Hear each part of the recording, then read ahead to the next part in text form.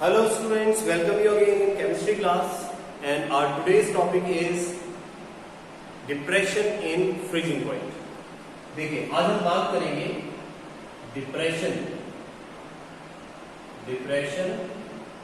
इन freezing point.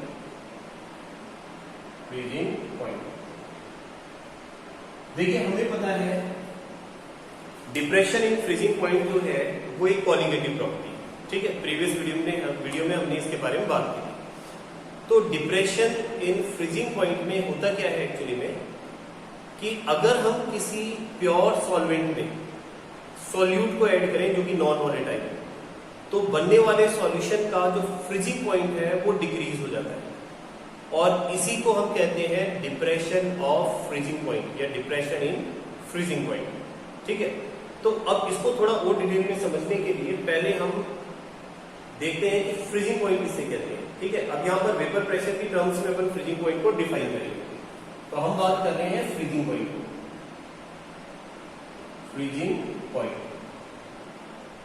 ठीक है। तो देखिए फ्रीजिंग पॉइंट एक्चुअली क्या है। अब तक तो हम ये जानते थे कि फ्रीजिंग पॉइंट वो टेम्परेचर है जिस टेम्परेचर पर कोई भी लिक्विड जो है वो सॉलिड में कन्वर्ट हो जाता है, या जिस टेम्परेचर पर सॉलिड और लिक्विड जो है वो दोनों इक्विलिब्रियम पर होते हैं, उसे हम उसका फ्रीजिंग पॉइंट कहते हैं। अब हम इसे बात कर रहे हैं वेपर प्रेशर की टर्म्स में। तो वेपर प्रेशर की टर्म्स में किस तरह से डिफाइन करेंगे, तो हम कह सकते हैं कि freezing point of a substance is the temperature at which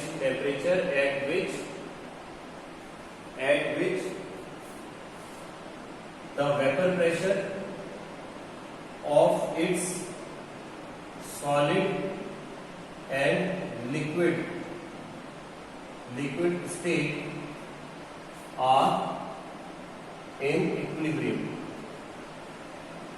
ठीक है ना। उसकी सॉलिड और लिक्विड स्टेट एक दूसरे के साथ में जिस टेम्परेचर पर इक्विलिब्रियम में होती है उसे ही हम क्या बोलते हैं, उसका फ्रीजिंग पॉइंट कहते हैं। देखिए इसको डायग्राम से समझते हैं। तो यहां पर मैं एक डायग्राम ड्रॉ कर रहा हूं जिसमें ग्राफ ड्रॉ कर रहा हूं।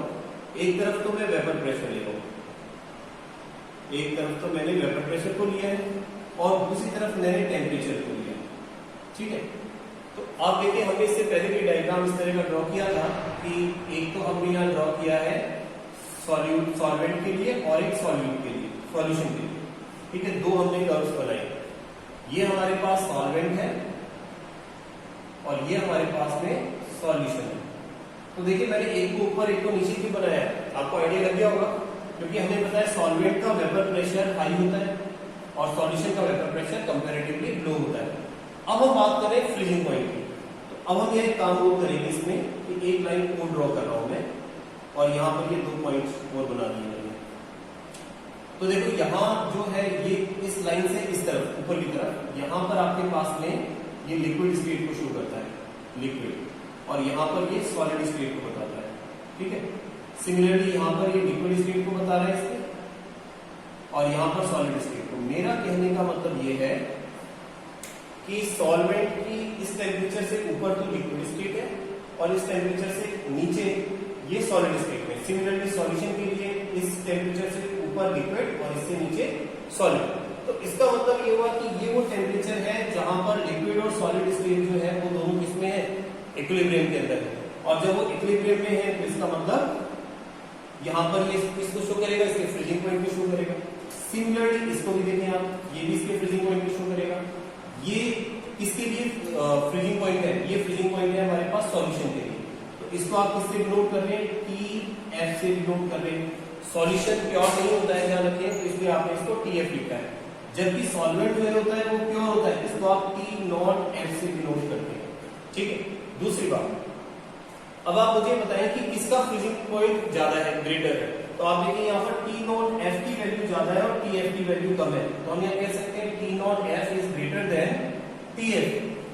और यहाँ देखिए कि जो नेक्स्ट है आपके पास कि क्योंकि T0F की वैल्यू TF से ग्रेटर है, दैट मींस T0F को में से अगर आप TF को माइनस करते हैं तो इनका जो डिफरेंस आता है उसको डेल TF बोलेंगे। और डेल TF क्या है? डेल TF ही क्या है? Depression depression in freezing point, ठीक है ना, डिप्रेशन इन फ्रीजिंग पॉइंट है, गॉट इट।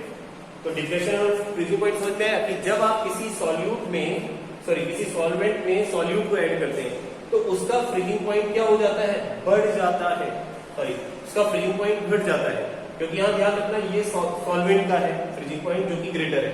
आपने सॉल्यूट ऐड किया तो वो सॉल्यूशन बना और सॉल्यूशन का जो फ्रीजिंग पॉइंट है वो कंपैरेटिवली कम हो गया, तो ये कम हो गया, तो इसलिए इसी को हम क्या बोलते हैं, depression of freezing point, got it. अब इसकी डेरिवेशन देखेंगे हम। ओके, तो अब हमें देखना है यहाँ पर कि किस तरह से हम फाइंड करेंगे molecular mass of solute using depression of freezing point. तो एक बार देखो डिप्रेशन ऑफ फ्रीजिंग पॉइंट को डिफाइन करते हैं अपन कि डिप्रेशन ऑफ फ्रीजिंग पॉइंट क्या होता है। तो देखिए हम कह सकते हैं कि when non volatile solute is added in pure volatile solvent the freezing point of this form solution decreases और फॉल्स।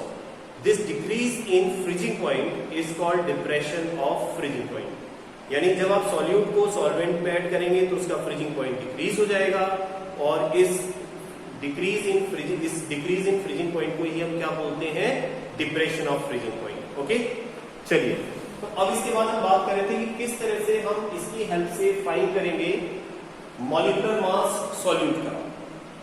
बिल्कुल उसी पैटर्न से हमें इसे सॉल्व करना है जैसा हमने एलिवेशन ऑफ बॉइलिंग पॉइंट में किया था। देखिए हमने ये पढ़ा था एलिवेशन ऑफ बॉइलिंग पॉइंट में कि एलिवेशन ऑफ बॉइलिंग पॉइंट जो था वो vapour pressure, lowering of vapour pressure के डायरेक्टली प्रोपोर्शनल था। तो सिमिलरली यहां पर भी हम देख सकते हैं कि डेल टी एफ यानी depression in freezing point is directly proportional to del T. Del T क्या है, लोअरिंग ऑफ वेपर प्रेशर, इसके डायरेक्टली प्रोपोर्शनल है, इक्वेशन 1। फिर आप देखो हमें पता है कि del T lowering of vapour pressure directly proportional होता है किसके, एक्स डी के, मोल फ्रैक्शन ऑफ सॉल्यूट के। और अब अगर मैं दोनों इक्वेशन को कंबाइन करता हूं फ्रॉम फर्स्ट एंड सेकंड, अब दोनों इक्वेशन को कंबाइन करने पर हमारे पास क्या बनता है, del T F is directly proportional to X B, ये बनेगा, ठीक है। अब एक्स बी क्या है आपके पास, एक्स बी है मोल फ्रैक्शन, ठीक है। तो जो ये मोल फ्रैक्शन है ध्यान रखें, इस मोल फ्रैक्शन को आप जो लिख सकते हैं, पहले प्रोपोर्शनलिटी साइन लगाएंगे, प्रोपोर्शनलिटी साइन को हटा करके प्रोपोर्शनल कांस्टेंट लगाएंगे, तो यहाँ पर तो आपके पास del T F equals to K dot X D लिखेंगे।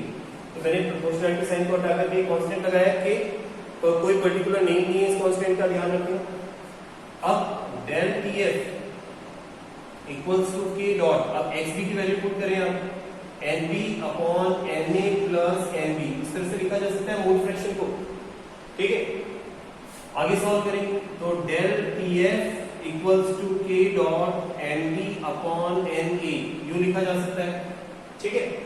अब इसके बाद में देख लीजिए आप कि हमें पता है, ये आपको पता है ना हमने क्यों किया है, जैसे लास्ट इक्वेशन में हमने किया था कि हमें पता है कि सॉल्यूट के नंबर ऑफ मोल्स जो है सॉल्वेंट के कंपैरिजन में नेग्लिजिबल है, तो उसे आप ओमिट कर सकते हैं, छोड़ सकते हैं। तो यहां पर अगर मैं इनकी वैल्यू पुट करता हूं, देखो del T F equals to K और एन बी की वैल्यू पुट कर रहा हूं मास अपॉन मोलर मास, तो यहां आप इसे लिख सकते हैं W B upon N B, ठीक है। और यहां एन ए को क्या लिखेंगे आप, इसे लिखेंगे W A upon M A, M A को ऊपर लिख दें, ठीक है। अब इन दोनों को मिला के क्या लिखा जा सकता है, इन दोनों को मिला के लिख सकते हैं अपन del F equals to K N B upon W A dot M A, okay. और S B no N B upon W A equals to M, यानी number of moles of solute dissolve in fixed volume of solution, fixed mass of solution solvent is called molarity. तो ये molarity के equal है, तो यहां पर अपन molarity use में ले सकते हैं, तो इसे हम लिख सकते हैं del T F equals to K M dot M A, इस तरह से लिखा जा सकता है। अब इसके लिए एक नया कांस्टेंट बनाए, इनको मिला करके, और नया कांस्टेंट क्या बनाए, del T F equals to, और नया कांस्टेंट बनेगा आपके पास के एफ डॉट एम, ये आपके पास नया कांस्टेंट बन जाएगा, ठीक है। तो यहां इस कांस्टेंट का नाम क्या हो सकता है, इस कांस्टेंट को आप बोलेंगे molar depression, molar depression constant, ठीक है ना, इसे मोलर डिप्रेशन कांस्टेंट कहते हैं। और अब अगर आपसे पूछ लिया जाए कि मोलर डिप्रेशन कांस्टेंट क्या है, इसको डिफाइन करें, तो इसे किस तरह से डिफाइन करेंगे, लेट्स सी, चलिए देखते हैं कि मोलर डिप्रेशन कांस्टेंट क्या है। तो मोलर कांस्टेंट डिप्रेशन को डिफाइन करने के लिए आप पहले ये देखें कि अगर मैं if and molarity equals to 1 mole per KG रखता हूं, 1 मोल पर केजी मैं मोलैरिटी को रखता हूं, तो उस कंडीशन में आपके पास में डेल TF इक्वल्स टू क्या आ जाएगा, KF आ जाएगा, ठीक है। और KF क्या है आपके पास, depression in freezing point, sorry ये डिप्रेशन इन फ्रीजिंग पॉइंट, और ये क्या है आपके पास है, मोलर डिप्रेशन कांस्टेंट, ठीक है। तो हम क्या कह सकते हैं, मोलर डिप्रेशन कांस्टेंट किसके इक्वल है, डिप्रेशन इन फ्रीजिंग पॉइंट के। तो हम कह सकते हैं कि मोलर, या KF लिख देता हूं direct, KF is equal to del TF if molarity of solution is 1 mole per kg। अगर आपके पास सॉल्यूशन की मोलैरिटी 1 मोल पर केजी है, तो उस समय आप डिप्रेशन ऑफ फ्रीजिंग पॉइंट को ही मोलर डिप्रेशन कांस्टेंट कहते हैं। कई बार इसकी डेफिनेशन पूछ ली जाती है जो आपको पता होनी चाहिए, ठीक है। अब इसके बाद बात करते हैं हम किस तरह से इसकी हेल्प से हम मोलर मास या मॉलिक्यूलर मास फाइंड करेंगे इसका सॉल्यूट का। तो देखिए जैसा हमने पढ़ा है अभी, as we know del TF equals to KFM है, ठीक है। अब अगर मैं मोलैरिटी की वैल्यू रखता हूं तो कैसे लिख सकते हैं, del TF equals to KF और m की वैल्यू रखें, m की वैल्यू क्या हो जाएगी, WB into 1000 divided by MB और मल्टीप्लाइड बाय WA, इस तरह से लिखा जाएगा ग्राम में। अब आपके पास मोलर मास क्या है, MB को बाहर ले लें, MB को बाहर लेंगे तो क्या बनेगा आपके पास, देखिए तो आपके पास इक्वेशन बन जाएगी KF into WB into 1000 divided bye del TF और इंटू WA ग्राम, ठीक है। तो ये हमारे पास एक फार्मूला बन गया है जिसकी हेल्प से हम क्या फाइंड कर सकते हैं, जिसकी हेल्प से हम फाइंड कर सकते हैं कि मोलर मास क्या होगा अगर किसी सॉल्यूट को वाटर में ऐड करने पर उसके उसमें फ्रीजिंग पॉइंट में कमी आ रही है, ठीक है। तो ये तो इसके बारे में हो गया। अब हम बात करते हैं कुछ एग्जांपल्स, ठीक है। चलिए देखते हैं कुछ एप्लीकेशन देखते हैं इससे रिलेटेड, इसकी यूजफुलनेस देखते हैं क्या। देखिए आपने देखा होगा कि जो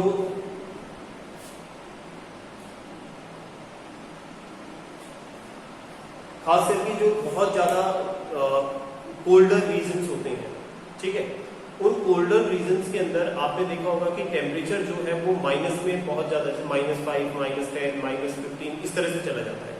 तो ऐसी जगहों पर जो गाड़ी यूज में ली जाती है, उस कोई भी व्हीकल जो है उसके अंदर इंजन को ठंडा रखने के लिए क्या है, पहले पानी यूज में लिया जाता था, वाटर यूज में लिया जाता था। लेकिन क्योंकि वहां का टेम्परेचर बहुत कम है तो वाटर फ्रीज हो जाएगा, ठीक है। तो उसको फ्रीज होने से रोकने के लिए ध्यान रखना, एंटी फ्रीजिंग एजेंट की फॉर्म में इथाइलिन ग्लाइकोल को ऐड किया जाता है। तो यह क्वेश्चन बनता है कि जो कोल्डर रीजन्स होते हैं वहां पर गाड़ियों में को ठंडा रखने के लिए अपन वाटर ऐड करते हैं, इसमें उनके रेडिएटर के अंदर, उनके रेडिएटर में वाटर ऐड करते हैं। तो वाटर जो रखते हैं उसके अंदर इथाइलिन ग्लाइकोल क्यों ऐड किया जाता है सॉल्यूट की फॉर्म में, तो इसका रीजन क्या है कि जब आप वाटर के अंदर इथाइलिन ग्लाइकोल को ऐड करेंगे, मेरे बात को गौर से सुनना, इथाइलिन ग्लाइकोल को ऐड करेंगे तो इथाइलिन ग्लाइकोल क्या है, एक सॉल्यूट है। तो सॉल्यूट को ऐड करने पर उसका जो वेपर प्रेशर है, उसका वेपर प्रेशर तो कम हो जाएगा, लेकिन उसका जो फ्रीजिंग पॉइंट है वो भी कम हो जाएगा। अगर मान लीजिए 0 डिग्री सेल्सियस पर फ्रीज हो रहा है वाटर और आपने उसमें इथाइलिन ग्लाइकोल डाल दिया, तो हो सकता है 4, 5, 6 डिग्री तक उसका जो फ्रीजिंग पॉइंट है वो डिक्रीज हो जाएगा। तो उस पर्टिकुलर टेम्परेचर पर जहां वाटर फ्रीज हो रहा था वहां वाटर फ्रीज नहीं होगा, तो उसको एंटी फ्रीजिंग एजेंट की तरह काम में लिया जाता है। वास्तव में एक और इसकी एप्लीकेशन देखें आप कि जैसे जो ऐसे एरियाज जहां पर स्नोफॉल्स होता है, तो वहां सड़कों पर बहुत सारी स्नो हो जाती है, तो स्नो को हटाने के बजाय वहां पर इलेक्ट्रोलाइट को डाल दिया जाता है। इलेक्ट्रोलाइट मतलब जैसे NaCl को छिड़क दिया जाता है। तो NaCl को अगर बर्फ में डाल देंगे, आइस में डाल देंगे, तो क्या होगा, NaCl वहां वाटर के साथ ऐड होकर के एक सॉल्यूशन की फॉर्मेशन करेगा, और ये जो सॉल्यूशन बनेगा, मेरी बात को और सुना, ये जो सॉल्यूशन बनेगा इसका फ्रीजिंग पॉइंट प्योर वाटर या आइस के कंपैरिजन में क्या हो जाएगा, कम हो जाएगा। तो जिस टेम्परेचर पर वहां आइस जमती है उससे कम, उसका फ्रीजिंग पॉइंट उससे भी कम हो गया, तो यानी उस टेम्परेचर पर वो सॉल्यूशन लिक्विड में कन्वर्ट हो जाएगा, यानी जो आइस है वो सारी वहां पर क्या हो जाएगी, मेल्ट हो जाएगी सॉल्ट ऐड करने पर। तो ये भी इसका एक एप्लीकेशन। अब एक आपके लिए क्वेश्चन, जैसे मान लीजिए हमारे पास हमने 1 मोल ग्लूकोज इन 1 लीटर सॉल्यूशन है, और दूसरा 1 मोल NaCl इन 1 लीटर सॉल्यूशन। तो आपको ये बताना है कि इन दोनों को अगर हम फ्रीज करेंगे तो पहले कौन सा सॉल्यूशन फ्रीज होगा, ग्लूकोज वाला सॉल्यूशन या सॉल्ट वाला सॉल्यूशन। सोचिए, देखिए जैसा अभी अपन ने बताया है कि अगर आप सॉल्यूट को ऐड करते हैं तो क्या होता है, उसका फ्रीजिंग पॉइंट में डिप्रेशन होता है, और फ्रीजिंग पॉइंट में डिप्रेशन से मेरा मतलब है कि फ्रीजिंग पॉइंट कम हो जाता है, ठीक है। तो जिसमें नंबर ऑफ पार्टिकल्स ज्यादा होंगे उसका फ्रीजिंग पॉइंट ज्यादा कम हो जाएगा, ठीक है। तो यहाँ पर नंबर ऑफ पार्टिकल्स आप देख सकते हैं, इसके अंदर 2 मोल्स हो जाएंगे डिसोसिएट होने के बाद, और इसमें 1 मोल ही रहेंगे। तो नंबर ऑफ पार्टिकल किसमें ज्यादा है, 2 मोल इसमें ज्यादा है, यानी इसमें डिप्रेशन क्या होगा, सबसे ज्यादा होगा, यानी इसका फ्रीजिंग पॉइंट, तुम्हें पता है वाटर 0 डिग्री सेल्सियस पर फ्रीज होता है। तो अगर मैं NaCl की बात करूं तो सपोज इसका -5 हो गया क्योंकि ज्यादा डिप्रेशन हुआ है, जबकि दूसरे में जो है वो सपोज -3 तक ही हुआ, तो ज्यादा तक ही तो इसमें आई ना। अब आप फ्रीज करना स्टार्ट करो, बताओ पहले कौन फ्रीज होगा, -3 या -5? पहले -3 होगा, क्योंकि जब आप फ्रीज करना स्टार्ट करेंगे तो 0 से -1 आएंगे, -2 आएंगे, -3 आएंगे, तो पहले -3 आएगा ना, तो पहले ये फ्रीज होगा, और ये -4 तक भी फ्रीज नहीं होगा, -5 पे जाके फ्रीज होगा, ठीक है ना। तो बात समझ में आ रही। तो मेरा कहने का मतलब है कि ग्लूकोज जो है ये पहले फ्रीज होगा, ये बाद में फ्रीज होगा, और फ्रीजिंग पॉइंट किसका ज्यादा होगा, फ्रीजिंग पॉइंट अगर अपन नेगेटिव में बात करते हैं तो NaCl का फ्रीजिंग पॉइंट ज्यादा होगा, ठीक है, और अगर पॉजिटिव में बात करते हैं तो ज्यादा पॉजिटिव किसका होगा, किसका, ग्लूकोज का, क्योंकि ग्लूकोज पहले फ्रीज हो जाएगा, ठीक है। तो आपने समझ में आ गया कि फ्रीजिंग पॉइंट से रिलेटेड क्वेश्चंस को किस तरह से सॉल्व करना है। इसके अलावा जो क्वेश्चंस पूछे जाते हैं, ध्यान रखना बेटा, उसमें आपको इस तरह से दिया जाता है कि आपने सॉल्यूट ऐड किया, सॉल्यूट ऐड करने के बाद में आपको बताना है कि सॉल्यूशन का नया फ्रीजिंग पॉइंट क्या होगा। तो आपको ऐसे क्वेश्चन में क्या करना है, पहले depression in freezing point find कर लेना है। अब मान लीजिए डिप्रेशन इन फ्रीजिंग पॉइंट -1 या -2 आ रहा है, तो -1 या -2 को आपको क्या करना है, 0 डिग्री सेल्सियस में ऐड कर देना है, ठीक है। तो आपके पास नया फ्रीजिंग पॉइंट, सॉरी कम ऐड नहीं करना है, सेपरेट कर देना है, तो आपके पास नया फ्रीजिंग पॉइंट आ जाएगा। सेपरेट क्यों करना है, क्योंकि फ्रीजिंग पॉइंट में डिप्रेशन होता है, फ्रीजिंग पॉइंट में कमी आती है। तो अगर 0 डिग्री पर फ्रीज हो रहा है, तो अगर मान लो आपका आंसर इसको सॉल्व करने पर -2 आ रहा है, तो यानी वो 2 डिग्री और कम टेम्परेचर पर फ्रीज होगा, तो वो आपको सेपरेट करना पड़ेगा। ध्यान रखें, डिग्री सेल्सियस में भी आप इसको सेपरेट कर सकते हैं, क्योंकि ये एक टेम्परेचर का डिफरेंस है, टेम्परेचर नहीं है, उसका डिफरेंस है, तो इसको डिग्री सेल्सियस में भी आप सेपरेट कर सकते हैं, और इसे आप केल्विन में भी सेपरेट कर सकते हैं, क्योंकि केल्विन जो स्केल है और जो आपके पास डिग्री सेल्सियस वाला स्केल है, दोनों का जो डिफरेंस होता है वो सेम होता है, ठीक है ना। लेकिन ध्यान रखना, दोनों का जो बॉइलिंग पॉइंट या फ्रीजिंग पॉइंट है वो अलग अलग होगा, लेकिन जो डिफरेंस होगा, ठीक है, यानी 1 डिग्री सेल्सियस और 1 केल्विन जो है उनकी वैल्यू सेम होगी, ठीक है। जब 1 डिग्री सेल्सियस इंक्रीज होता है तो वहां 1 केल्विन भी इंक्रीज होता है, ठीक है। तो ये चीज क्लियर होगी आपको, डिप्रेशन में फ्रीजिंग पॉइंट क्या होता है। अब हम नेक्स्ट बात करेंगे अगले वीडियो के अंदर ऑस्मोटिक प्रेशर के बारे में।